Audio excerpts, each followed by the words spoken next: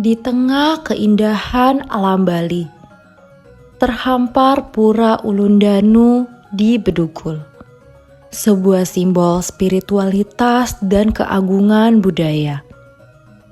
Di sini, ribuan wisatawan dari berbagai penjuru dunia datang untuk menyaksikan keindahan serta kekayaan budaya Bali. Seperti dalam ajaran Kristen, di mana setiap ciptaan Tuhan layak untuk dihargai dan dijaga. Meskipun pengunjung datang dari latar belakang keimanan yang berbeda, momen sembahyang yang khusyuk dan keheningan sakral di setiap sudut pura mengingatkan kita pada panggilan universal untuk berkomunikasi dengan Sang Pencipta. Umat Kristen percaya bahwa doa dan penyembahan adalah jembatan yang menghubungkan manusia dengan Tuhan, sebagaimana terlihat dalam setiap pengunjung yang hadir di sini. Tradisi ogoh-ogoh menampilkan ekspresi budaya Bali dalam melawan kejahatan. Ogoh-ogoh bukan hanya karya seni, tetapi simbol perlawanan terhadap kekuatan negatif. Keterlibatan generasi muda dan wisatawan menunjukkan bahwa pesan kebaikan bersifat universal. Umat Kristen melihat pertarungan antara baik dan jahat sebagai bagian dari iman. Sejalan dengan simbolisme ogoh-ogoh. Setiap detail ogoh-ogoh menyimpan cerita dan filosofi mendalam tentang kehidupan dan perjuangan batin.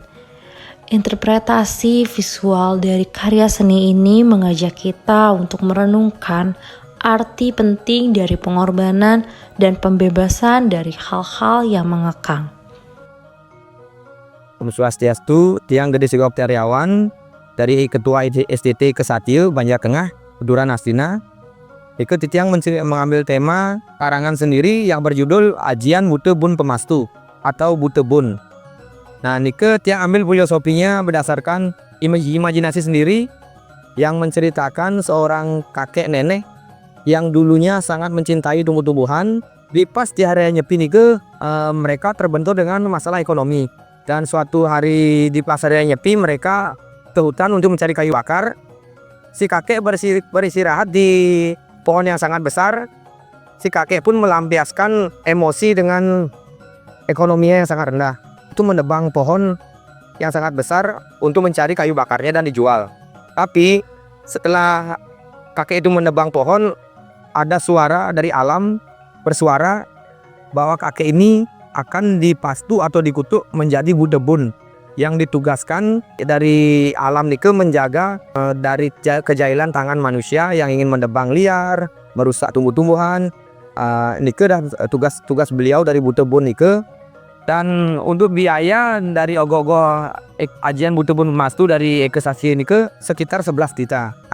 Proses pembuatan dari awal Januari 1 bulan ini yang merangkai rangka atau mesin, dan 1 bulannya lagi yang membentuk anatomi ogoh-ogoh dan tapel sekitar 1 bulan, dan 1 bulannya lagi yang pakai finishing. Ini makna ogoh-ogoh ini kita diingatkan sebagai umat manusia harus saling melindungi ciptaan Tuhan. Contohnya ya mencintai tumbuh-tumbuhan, jangan yang pas bahaya milimane orang terculik pada bendik-bendik pengepi punya tumbuh-tumbuhan juga penciptaan dari Tuhan juga. Pembakaran ogoh-ogoh merupakan puncak dari ritual yang penuh makna. Proses ini melambangkan pelepasan segala energi negatif dan kejahatan yang selama ini menyesakkan kehidupan masyarakat. Dalam pandangan Kristen, tindakan penghancuran ini mengingatkan pada konsep pertobatan dan pengampunan.